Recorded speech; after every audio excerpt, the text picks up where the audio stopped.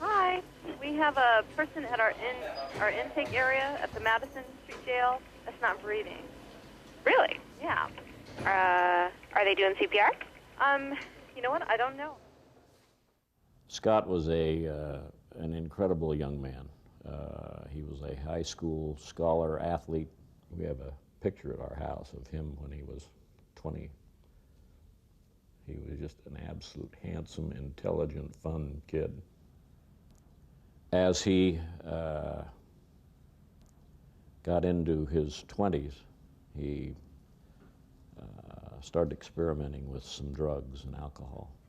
And he'd been apparently taking some methamphetamine kinds of drugs that had dehydrated him. And he was arrested by some Mesa police officers on a Friday afternoon. You know, I saw it's like a story, you know, or a movie. You see the beginning all the way up to the climax, and then it's over. He was just acting, you know, he was like disoriented, and he really didn't want to respond to anyone. He didn't have a shirt on, I remember, and he was sitting there crying.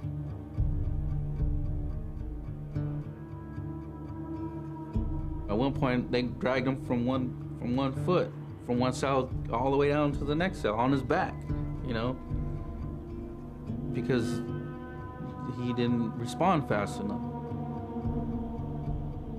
And finally, when we were ready to go to court, we were in that final cell for us to go to our first appearance.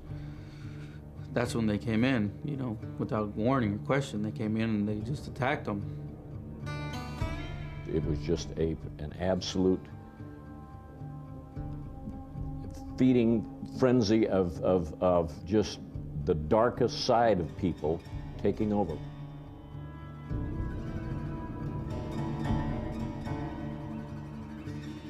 They all have their stun guns out. You just see a barrage of just hands with stun guns just attack his chest area, and he's screaming and he's getting hit at the same time. I just seen it just like a pack of dogs on something and not knowing how to kill it, trying to kill it.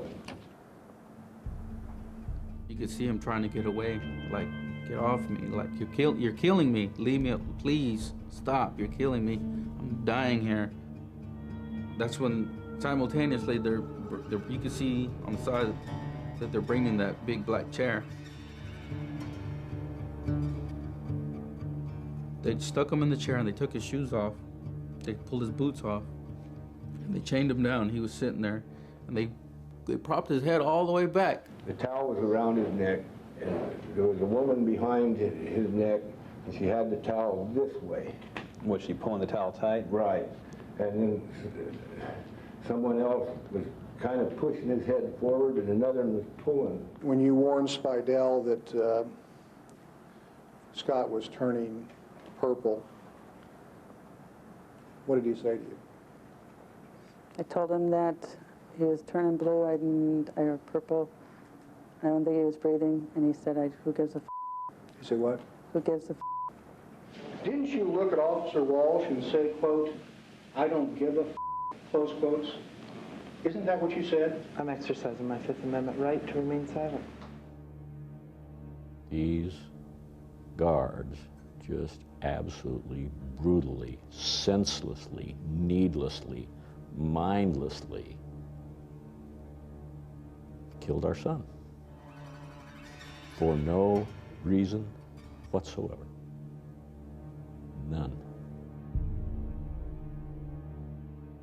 No one should ever die like that, because it's almost like Scott wasn't worth anything. It wasn't just her attitude. It's the majority of the detention officers' attitude. Sheriff's Department personnel that would stand out on the steps and talk about it and laugh about it. They did nothing wrong. There was no proof they did anything wrong. It was an accident. The Justice Department has been looking at it for 4 years. Nothing has happened. And I'm not going to go into all the details on that case, but he was put in a chair, he was high on drugs, he was fighting, and there was an accidental death.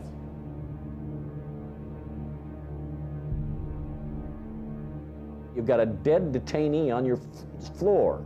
And instead of following any of the procedures that you do, you cart him off, everybody hoses down the floor, they dispose of all the materials that were used.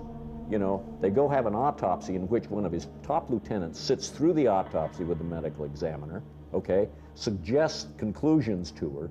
Then all of a sudden the larynx is missing, all of a sudden the x-rays are missing. But my people did nothing wrong, okay, man? We had evidence that one of the jailers kicked him in the throat, but the body tissue, the organ, or the larynx was missing.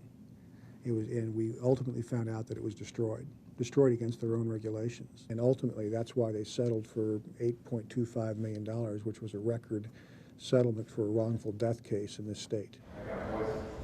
The Scott Norberg case never went to court.